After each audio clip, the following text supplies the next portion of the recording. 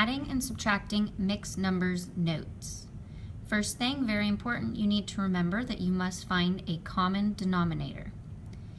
When you are adding, first ignore the whole numbers and work the basic fraction problem. The last step is to add the whole numbers back in.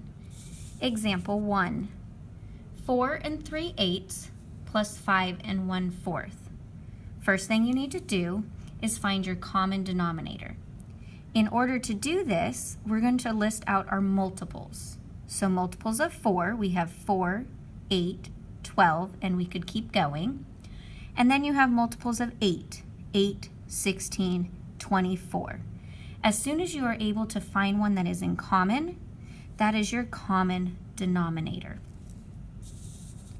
Next step is to create equivalent fractions with that common denominator.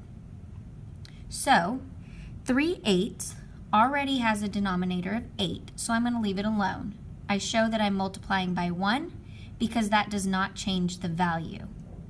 My second fraction has a denominator of 4, but I need a denominator of 8, so I'm going to multiply by 2. And if I multiply the denominator by 2, I also have to multiply the numerator by 2.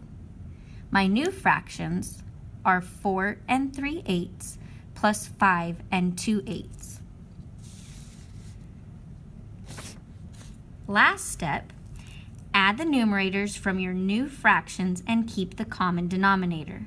So my numerators are 3 and 2, which is 5, and I can add them because I have a common denominator of 8. Last step, make sure that you remember to add your whole numbers and reduce if necessary.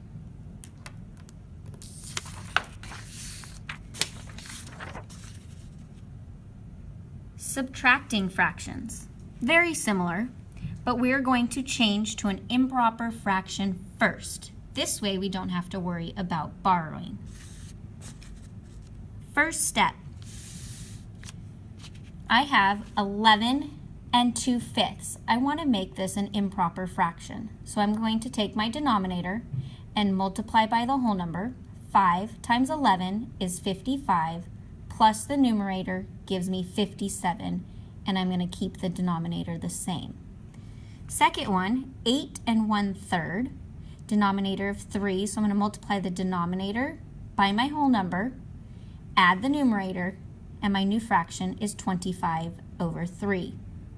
Exactly like adding fractions, I'm going to list out my multiples and find a common denominator. So my common denominator is going to be 15. Writing out my fractions, after I change them to improper fractions, I'm going to find my common denominator. So I'm going to multiply my first fraction by 3 to get a new fraction. I get 171/15. And my second fraction, 25/3, I'm going to multiply by 5. So I also have a denominator of 15, 125/15. Lastly, you're going to subtract the numerator from your new fractions and keep the common denominator. So 171 minus 125 is 46, and my denominator stays the same. Lastly, you can change this back into a mixed number by dividing. 15 goes into 46 3 times. That is my whole number. And I have 1 left over, and this 1 becomes the numerator in my new fraction. So you're left with 3 1/15. For the rest of your homework, you have tonight 4 practice problems. Good luck, and I will see you tomorrow.